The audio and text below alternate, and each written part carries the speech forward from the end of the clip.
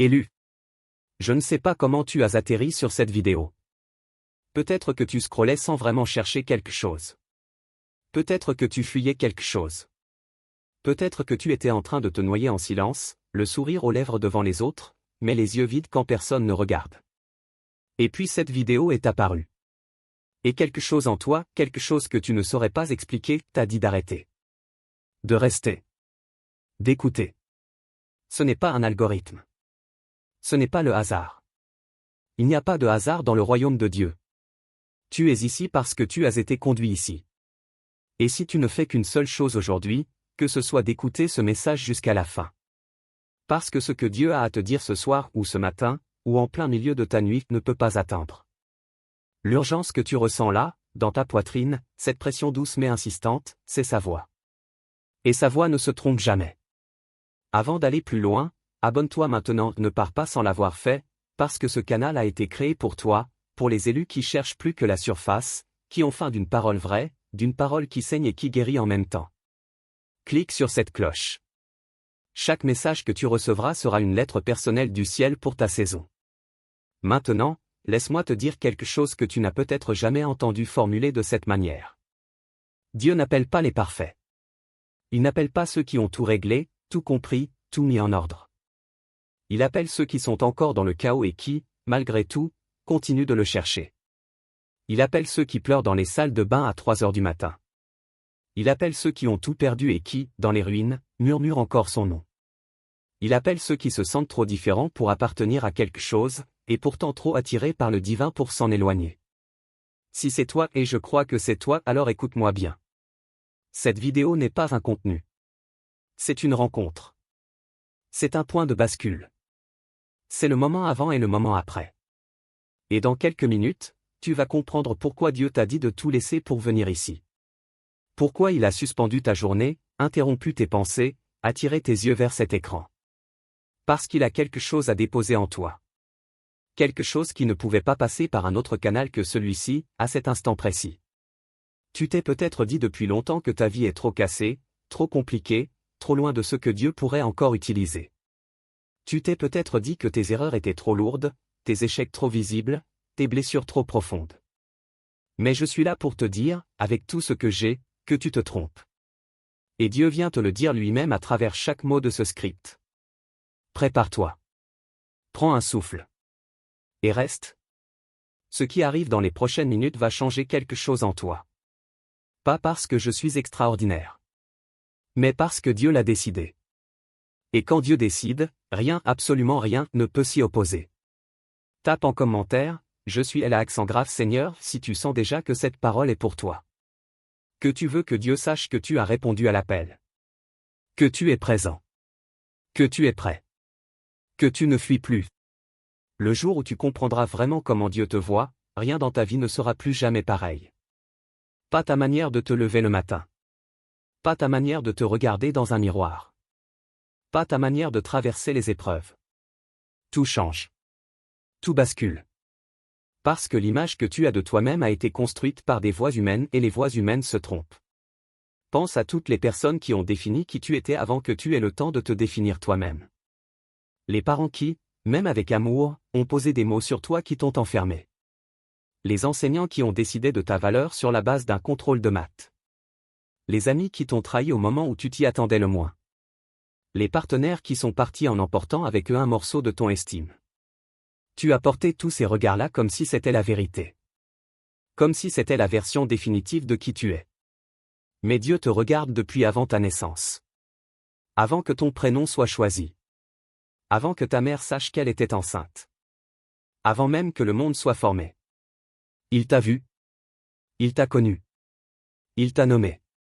Et le regard qu'il pose sur toi en ce moment même, pendant que tu lis ou écoutes ces mots, n'est pas un regard de déception. Ce n'est pas un regard de fatigue. Ce n'est pas un regard de jugement. C'est un regard de feu. Un regard d'amour absolu.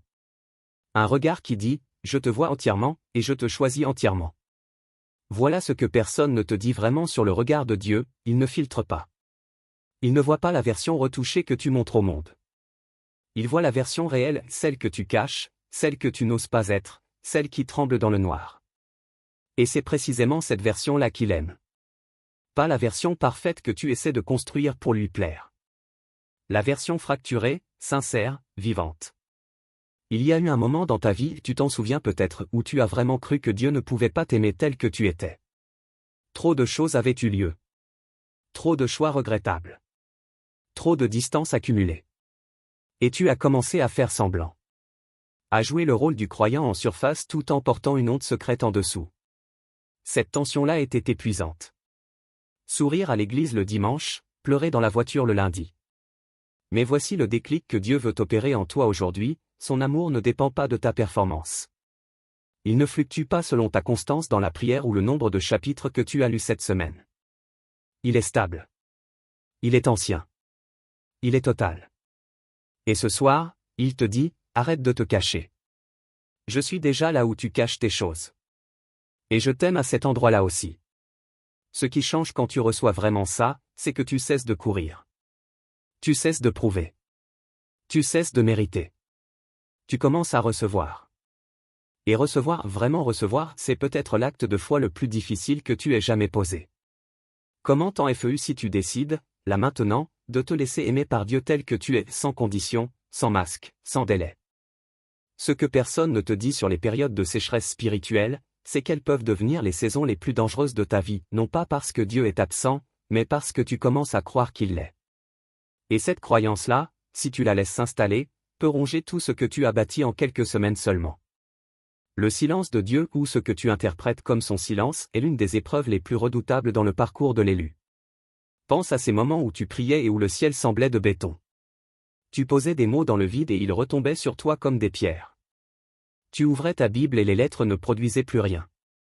Tu allais à l'église et tu ressentais une solitude encore plus aiguë que si tu étais resté chez toi. Et quelque chose en toi commençait à murmurer, peut-être que Dieu ne me parle plus. Peut-être que j'ai fait quelque chose d'irréparable. Peut-être que la connexion est coupée. Ce murmure-là, c'est le piège. Et il est redoutable parce qu'il arrive habillé en humilité. Il se présente comme une prise de conscience spirituelle, je reconnais que je ne suis pas assez bien pour entendre Dieu. Mais derrière cette fausse humilité se cache quelque chose de beaucoup plus sombre, l'orgueil inversé qui dit que ton état spirituel dépend uniquement de toi. Que si ça ne fonctionne pas, c'est ta faute. Que si tu n'entends pas, c'est parce que tu ne mérites pas d'entendre. La vérité, c'est que le silence de Dieu n'est jamais un abandon. Dans l'Écriture, chaque fois que Dieu se taisait, il travaillait. Joseph dans le puits, le silence de 3 jours avant que les marchands passent. David dans la grotte, des mois de silence pendant que Saul le poursuivait. Jésus dans le tombeau, 3 jours de silence total avant la résurrection la plus explosive de l'histoire. Le silence de Dieu précède toujours son éclat le plus grand. Mais voilà ce que ça coûte, ce silence. Il te demande de faire confiance à quelqu'un que tu n'entends pas. Il te demande de rester dans une pièce sombre sans que la lumière s'allume immédiatement. Il te demande de ne pas interpréter l'absence de bruit comme l'absence de présence. Et pour des gens qui ont grandi dans un monde qui exige des preuves instantanées, où chaque émotion doit être validée en temps réel, ce silence est insupportable. Le déclic vient quand tu cesses d'exiger que Dieu parle dans ton format préféré. Quand tu arrêtes de dire « si tu existes vraiment, montre-le-moi maintenant de cette manière précise ». Quand tu ouvres les mains et que tu dis « Seigneur, je ne comprends pas ce silence. Mais je reste. Je ne pars pas. Tu peux me parler quand tu veux, de la manière que tu choisis. » C'est là que les eaux brisent. C'est là que la voix revient. Pas parce que tu as mérité de l'entendre, mais parce que tu as choisi de faire confiance dans l'obscurité. Ce qui change après cette traversée, c'est la profondeur. On ne sort pas indemne d'une saison de silence divin. On en sort transformé. Plus solide. Moins dépendant des émotions. Plus ancré dans la foi pure, celle qui n'a pas besoin de signes pour continuer.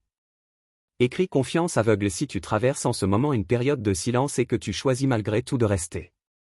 Que tu choisis de croire que Dieu agit dans ce que tu ne vois pas encore. Il y a quelque chose que le monde a fait à ta génération de manière très subtile et très efficace, il t'a convaincu que ton identité était à construire. Que tu devais te trouver. Que tu devais explorer, tester, essayer, te réinventer jusqu'à ce que quelque chose colle. Et dans cette quête permanente de soi-même, dans cet épuisement identitaire que personne n'ose nommer, quelque chose de fondamental a été volé, la connaissance que tu es déjà quelqu'un. Que ton identité est déjà posée. qu'elle n'est pas à construire mais à découvrir. Parce que la vérité que Dieu veut déposer dans ton cœur aujourd'hui, c'est que tu as été fait à son image. Imago Dei. Avant que le monde t'ait mis son empreinte. Avant que la douleur t'ait sculpté. Avant que les erreurs t'aient habillé de honte. Tu portais déjà l'image du Créateur. Et toute ta vie, consciemment ou non, tu as cherché à retrouver cette image d'origine. Pas à te construire, à te retrouver. Pense à combien de personnes tu as essayé d'être pour plaire à quelqu'un. Le fils parfait pour tes parents. L'ami fiable pour tes proches. Le professionnel compétent pour tes collègues. Le croyant modèle pour ton église. Et dans chacun de ces rôles, une partie de toi criait en silence, ce n'est pas moi. Ce n'est pas tout moi. Il y a quelque chose en dessous que personne ne voit, que personne ne connaît, et que moi-même je n'ose pas regarder. Ce quelque chose, c'est l'image de Dieu en toi. Intacte dans son essence. Blessée dans son expression. Mais pas détruite. Jamais détruite. Parce que ce que Dieu a mis en toi, aucune douleur humaine ne peut l'effacer complètement. On peut le recouvrir. On peut l'étouffer. On peut l'oublier pendant des années. Mais il est là. Il attend. Il respire sous les décombres. Ce qui coûte dans cette vérité, c'est qu'elle exige de te réconcilier avec des parties de toi que tu as appris à rejeter. Les rêves que tu as mis de côté parce qu'on t'a dit qu'ils n'étaient pas sérieux. Les élans créatifs que tu as étranglés pour entrer dans un moule. La sensibilité que tu as durcie parce qu'on t'avait dit qu'elle était une faiblesse. Retrouver ton identité en Dieu, ce n'est pas une thérapie douce. C'est parfois douloureux. Parce que ça te demande de ramasser des morceaux que tu avais décidé de ne plus jamais toucher. Mais voici le déclic, Dieu ne te demande pas de redevenir qui tu étais avant les blessures. Il te demande de découvrir qui tu es en tenant compte de tout ce que tu as traversé. L'identité qu'il te restitue n'est pas naïve. Elle est forgée. Elle a du poids. Elle a du vécu. C'est l'identité d'un guerrier qui a survécu, d'un enfant qui est revenu, d'un élu qui a traversé le feu et qui sort non pas brûlé, mais purifié. Ce qui change après, c'est que tu cesses de chercher la validation à l'extérieur. Tu n'as plus besoin que les autres définissent ta valeur. Parce que tu sais désormais où elle prend racine. Pas dans tes performances. Pas dans ton titre. Pas dans ton compte en banque. Dans le fait que tu es fils ou fille du Dieu vivant. Et ça, rien ne peut te l'enlever. Tape en commentaire, je suis fille, pour déclarer ton identité en Dieu. Pour que le ciel l'entende. Pour que l'enfer le sache. Tu n'es plus à chercher qui tu es, tu le sais maintenant. Le jour où Dieu a décidé d'interrompre ton plan, tu n'as probablement pas compris ce qui se passait. Tu avais tout tracé. Tout planifié. Tu avais une vision claire de là où tu allais, professionnellement, personnellement, spirituellement peut-être. Et puis quelque chose s'est cassé. Une porte que tu croyais ouverte s'est fermée brusquement. Une relation sur laquelle tu comptais a implosé. Un projet pour lequel tu avais tout donné n'a pas abouti. Et tu t'es retrouvé là, dans les ruines de ton plan, à te demander si tu avais mal entendu, mal compris, mal fait. Mais voici ce que personne ne t'a dit sur les interruptions divines, Dieu n'interrompt pas pour détruire. Il interrompt pour recalibrer. Parce que parfois, dans notre enthousiasme, même notre enthousiasme spirituel, nous fonçons dans une direction qui n'est pas la sienne. Nous construisons des choses qui nous conviennent, qui correspondent à notre intelligence, à nos désirs, à nos délais. Et Dieu, dans sa sagesse infinie, voit que si nous allons au bout de ce chemin, nous allons manquer quelque chose d'incomparablement plus grand. Abraham avait un fils. Isaac. L'enfant de la promesse. L'aboutissement de 25 ans d'attente. Et Dieu lui a demandé de l'interrompre. De monter sur la montagne et de tout déposer. Imagine ce que ça a coûté à Abraham. Pas seulement la douleur de perdre un fils. Mais la confusion absolue. Tu m'as donné cet enfant. Tu m'as dit que c'était la promesse. Et maintenant tu me demandes de le laisser? Ça ne fait pas sens. Ça ne fait pas sens humainement. Mais Abraham a obéi. Et c'est dans cet acte d'obéissance incompréhensible que Dieu a révélé quelque chose qu'il ne pouvait révéler autrement, qu'il pourvoit. Que sur la montagne de l'impossibilité, il a déjà tout préparé. Que ce qu'il interrompt n'est pas la fin, c'est le point de départ de quelque chose que tu ne pouvais pas imaginer d'en bas. Ce qui empire dans ces moments d'interruption divine, c'est le regard des autres. Ceux qui t'avaient vu construire et qui maintenant voient les décombres. Ceux qui, même avec bienveillance, te demandent ce qui s'est passé, pourquoi ça n'a pas marché, ce que tu vas faire maintenant. Et dans leurs questions même innocentes, tu entends une accusation que tu te fais à toi-même, tu as échoué. Tu as mal calculé. Tu as raté ta chance. Non. Tu n'as pas raté. Tu as été recalibré. Il y a une différence fondamentale entre un échec et une redirection divine. L'échec vient de ce que tu n'aurais pas dû faire. La redirection vient de ce que Dieu a de mieux pour toi que ce que tu avais prévu. Et parfois, le seul moyen pour lui de te sortir d'une voie trop petite pour toi, c'est de la fermer entièrement pour que tu n'aies plus d'autre choix que de chercher sa porte. La résolution dans tout ça n'est pas spectaculaire au début. Elle commence par une paix étrange qui arrive au milieu de la confusion. Une stabilité que tu ne comprends pas. Une capacité à tenir debout même quand le sol a bougé sous tes pieds. Et progressivement, tu commences à voir ce que Dieu construisait pendant que tu ne regardais pas. Tu commences à voir les connexions. Les repositionnements. Les nouvelles portes. Et tu réalises, les larmes aux yeux, souvent que ce qu'il a fait est tellement plus grand que ce que tu avais planifié. Écris nouveau chemin si tu crois que Dieu est en train de te recalibrer en ce moment. Si tu sens que l'interruption que tu traverses n'est pas une punition mais une promotion déguisée. Déclare-le. Et le ciel va sceller ce que tu déclares. Il y a quelque chose que tu sais depuis longtemps.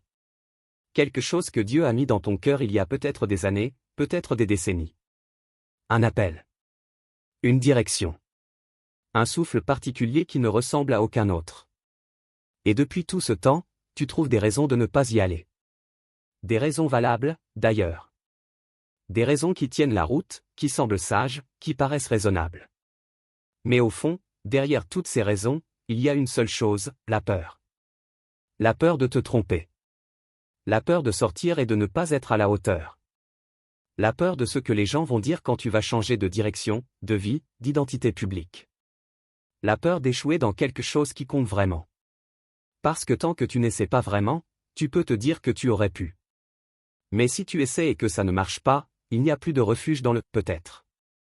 Et cette peur-là, cette peur de perdre le peut-être, te paralyse plus efficacement que n'importe quelle opposition extérieure. Moïse avait exactement ce profil.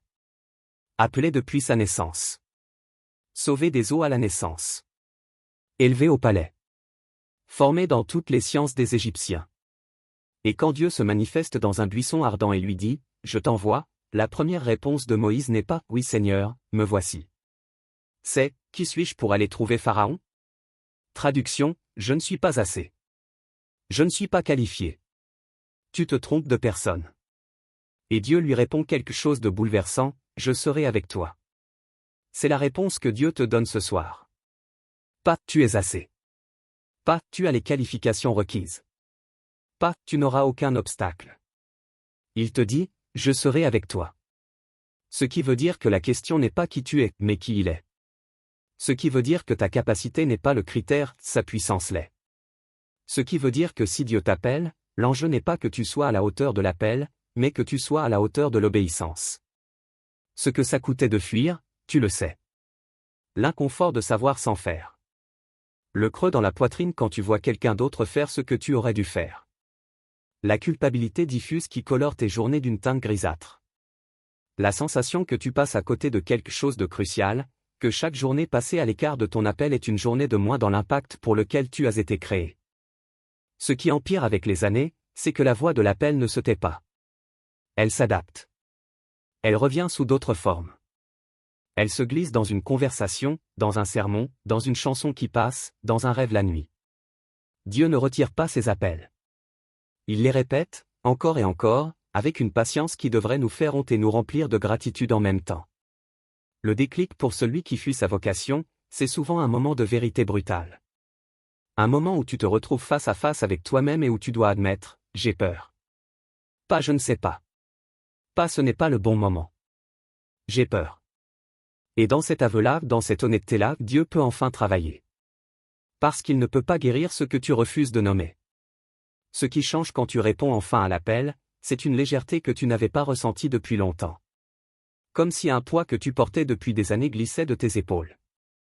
Comme si tu rentrais quelque part après une très longue absence. Comme si, pour la première fois depuis des années, tu étais aligné avec toi-même, avec Dieu, avec le pourquoi de ta présence sur cette terre. Commande debout j'y vais si tu décides aujourd'hui de ne plus fuir ce que Dieu t'a mis sur le cœur. Que tu n'as plus de raison suffisante pour attendre.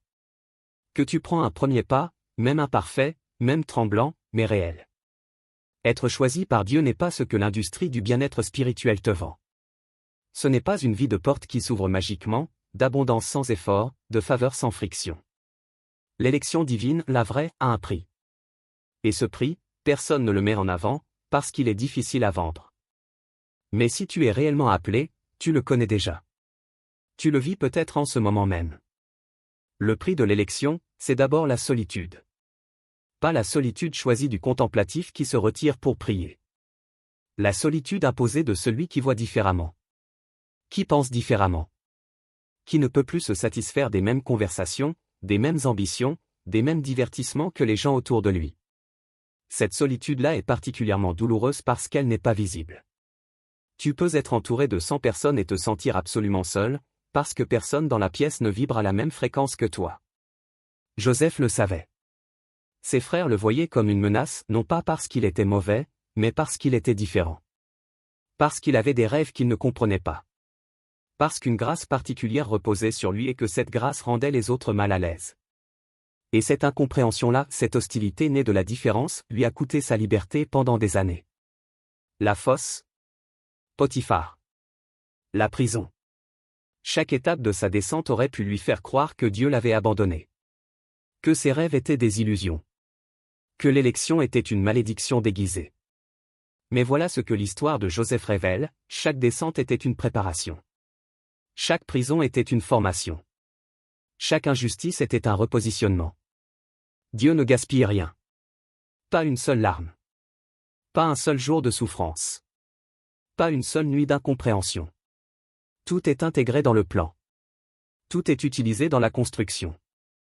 Et celui qui tient dans la descente sera celui que Dieu élèvera avec une puissance proportionnelle à la profondeur de ce qu'il a traversé. Ce qui empire dans la vie de l'élu, c'est souvent le regard de ceux qui devraient le comprendre le mieux. Les frères, au sens littéral ou figuré, qui doutent, qui minimisent, qui complotent parfois sans même s'en rendre compte. La jalousie spirituelle est une réalité dans les cercles religieux, et elle blesse d'autant plus qu'elle vient de là où on cherchait du soutien.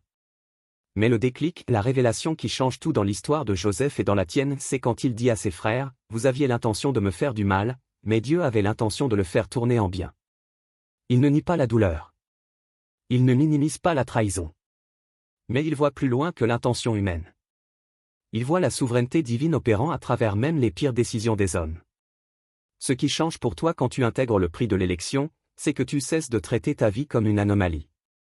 Tu cesses de te demander pourquoi tu traverses ce que tu traverses quand les autres semblent t'avoir la vie plus facile. Tu comprends que la profondeur de ton appel exige la profondeur de ta formation. Et que Dieu ne prépare pas les élus dans des serres protégées. Il les prépare dans le vent, dans l'orage, dans le froid, parce que c'est là que les racines s'enfoncent vraiment. Tape en commentaire je tiens si tu es dans une saison de descente et que tu choisis malgré tout de croire que Dieu est en train de te préparer.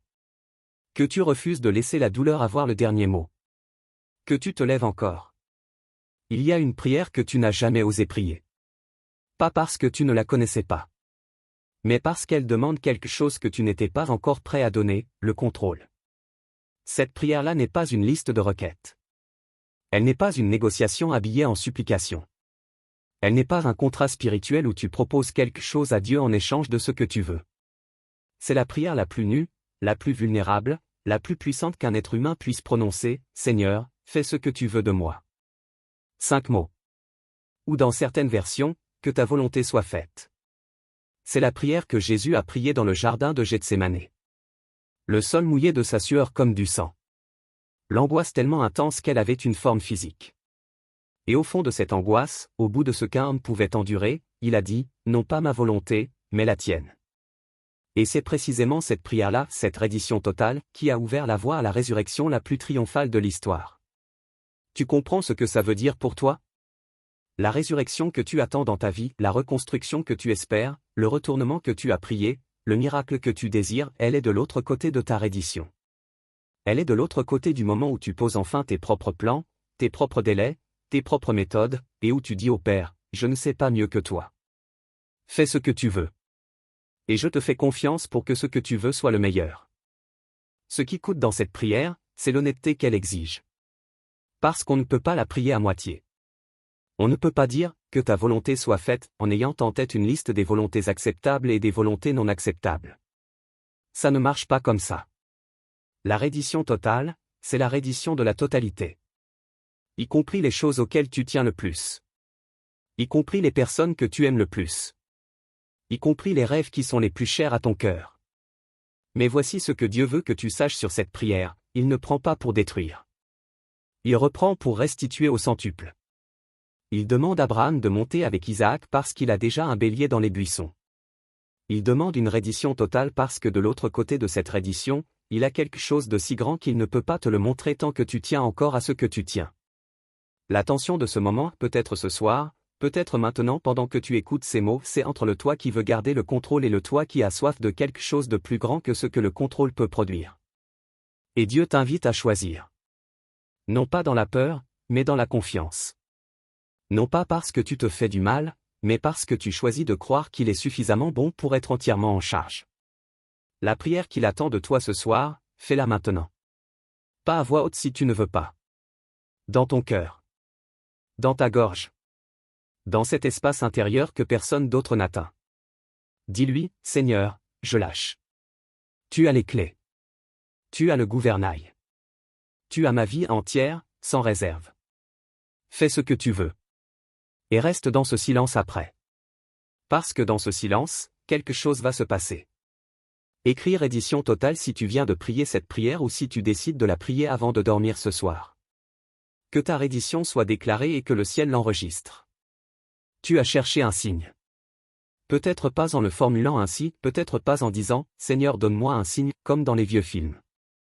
Mais d'une manière ou d'une autre, tu as cherché une confirmation. Un signal clair qui te dise que tu es sur le bon chemin, que tu prends les bonnes décisions, que Dieu est encore avec toi et pas seulement quelque part dans un ciel abstrait et lointain. Tu as cherché quelque chose de concret dans un monde de foi qui demande précisément de croire sans voir. Et peut-être que tu es tombé sur cette vidéo ce soir en cherchant exactement ça. Un signe. Une parole. Une confirmation. Quelque chose qui te dise que tu n'es pas fou, que tu n'inventes pas, que ta relation avec Dieu n'est pas une construction mentale mais quelque chose de réel, de vivant, de personnel. Alors laisse-moi être direct avec toi, cette vidéo est ce signe. Pas parce que je suis extraordinaire. Pas parce que j'ai des capacités prophétiques surhumaines. Mais parce que Dieu utilise ce qu'il veut pour parler à qui il veut. Et si tu es là, si tu as regardé jusqu'à ce point, si ces mots trouvent un écho dans quelque chose au fond de toi, c'est parce qu'il a guidé tes doigts, ton écran, tes yeux jusqu'ici. Et il veut que tu saches, je suis encore là. Je ne t'ai pas oublié. Je suis au courant de chaque détail de ce que tu traverses. Gédéon a demandé 2 fois la confirmation. La toison sèche dans la rosée, puis la toison mouillée dans la sécheresse. Et Dieu ne l'a pas réprimandé. Il a répondu. Parce que Dieu comprend notre besoin de confirmation dans les saisons de grande incertitude. Il ne nous accuse pas d'avoir besoin de réassurance. Il nous retrouve là où nous sommes et il parle dans la langue que nous pouvons entendre. Mais voilà ce que j'ai appris sur les signes, ils ne remplacent jamais la foi. Ils la soutiennent, ils la fortifient, mais ils ne peuvent pas se substituer à la décision de croire. Le signe pointe vers quelque chose. Il ne fait pas le chemin à ta place. Et une fois que tu l'as vu, vraiment vu, la question qui reste est toujours la même, qu'est-ce que tu vas faire avec ça? Ce qui empire quand on court après les signes, c'est qu'on peut passer sa vie entière à attendre le prochain signal plutôt que d'agir sur celui qu'on a déjà reçu. Parce que le cœur humain, quand il est gouverné par la peur, n'est jamais vraiment satisfait d'un seul signe. Il en veut un autre. Et encore un autre. Et pendant ce temps, la vie passe. Les portes se ferment. Les occasions disparaissent. Le déclic, c'est quand tu décides que le signe que tu as reçu est suffisant pour faire un pas. Pas tous les pas. Un seul. Le premier. Celui qui démontre que tu crois ce que tu dis croire. Et souvent, c'est ce premier pas, ce pas d'obéissance pratique, qui libère le suivant. Qui ouvre la porte suivante. Qui produit le prochain signe. Dieu parle souvent à travers l'obéissance plus que par des révélations d'abord. Pour toi qui regardes ce soir, le signe que tu cherchais, c'est ça. C'est ce moment. C'est cette rencontre avec une parole qui t'a trouvé là où tu étais. Prends-la. Garde-la. Agis dessus. Et regarde ce que Dieu va faire. Comment j'ai vu le signe si cette parole a confirmé quelque chose que tu portais déjà dans ton cœur. Si Dieu vient de te parler à travers ces mots. Celle cette confirmation publiquement. Le témoignage que tu portes libère quelqu'un d'autre. Tu pensais peut-être, à un moment de ta vie, que c'était fini pour toi. Peut-être pas en ces termes exacts. Mais quelque chose en toi avait commencé à accepter une version diminuée de ce que ta vie pouvait être. Une version plus petite. Plus tranquille. Plus raisonnable. Une version qui n'espérait plus trop fort pour ne plus être déçu trop fort. Et progressivement, sans que tu t'en rendes vraiment compte, tu as commencé à vivre à côté de toi-même. À faire des mouvements sans vraiment y être. À traverser des jours sans vraiment les habiter. Mais je dois te dire quelque chose avant que tu fermes cet écran. Quelque chose que Dieu m'a chargé de te dire, que tu sois en train de sourire en lisant ça ou que tu sois en train de pleurer. Quelque chose qui ne dépend pas de ton état émotionnel, ni de ta situation actuelle, ni de ton bilan des 10 dernières années. Tu n'es pas fini. Ces 3 mots. Pas un de plus pour l'instant. Tu n'es pas fini. Pas à cause de l'erreur que tu as faite. Pas à cause de la relation qui a explosé. Pas à cause de l'occasion que tu as ratée. Pas à cause de tout ce temps que tu penses avoir perdu. Pas à cause du péché que tu n'arrives pas à formuler sans honte. Tu n'es pas fini. Dieu n'est pas fini avec toi.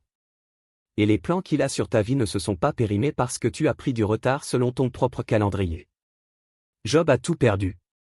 Sa santé. Sa richesse. Ses enfants. Sa réputation. Les gens autour de lui ont dit d'accepter sa situation, de se résigner, peut-être même de maudire Dieu et de mourir. Et Dieu, dans sa souveraineté et dans sa fidélité absolue, a restitué le double de tout ce que Job avait perdu. Non pas parce que Job avait été parfait dans sa réaction, il ne l'avait pas été. Mais parce que Dieu a le dernier mot. Toujours. Sur chaque histoire. Sur chaque vie. Sur la tienne.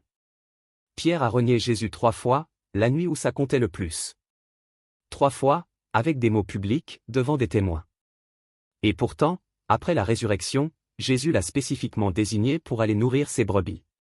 Pour être le roc sur lequel l'Église serait bâtie. Pas malgré sa défaillance, parfois à travers elle. Parce que quelqu'un qui a connu la profondeur de son propre échec et la profondeur de la grâce de Dieu a quelque chose d'incomparable à offrir aux autres. Ce qui change quand tu reçois vraiment « tu n'es pas fini », c'est que tu retournes vers la vie avec des yeux différents. Tu commences à regarder chaque nouveau jour non plus comme une survie mais comme une invitation. Tu commences à traiter chaque opportunité non plus comme un terrain de validation mais comme une semence. Tu commences à voir les gens autour de toi non plus comme des juges mais comme des terrains de mission. Quelque chose en toi se retourne. Se relève. Reprend sa place. Et cette place, ta place, personne d'autre ne peut l'occuper. Le monde a besoin de toi dans ta plénitude. Pas dans ta performance. Pas dans ta perfection. Dans ta vérité. Dans ton expérience. Dans ton histoire fracturée et recollée par la grâce. Le monde a besoin de ton témoignage. De ta voix. De ta présence. Et Dieu t'appelle aujourd'hui, maintenant, à travers cette vidéo, à reprendre ta place. Avant de partir, fais 3 choses. Abonne-toi si ce n'est pas encore fait, parce que tu as besoin de chaque prochaine parole. Like cette vidéo pour que d'autres élus la trouvent, ceux qui cherchent exactement ce que tu as trouvé ici ce soir. Et commente, je ne suis pas fini, pour le déclarer sur ta vie, pour que le ciel l'entende, pour que chaque plan de l'ennemi contre toi sache que tu n'as pas dit ton dernier mot. Que Dieu n'a pas dit son dernier mot. Que l'histoire continue. Et qu'elle va vers quelque chose de plus grand que tout ce que tu as connu jusqu'ici. Dieu te voit. Dieu te connaît. Dieu te choisit. Ce soir, et chaque soir après celui-ci.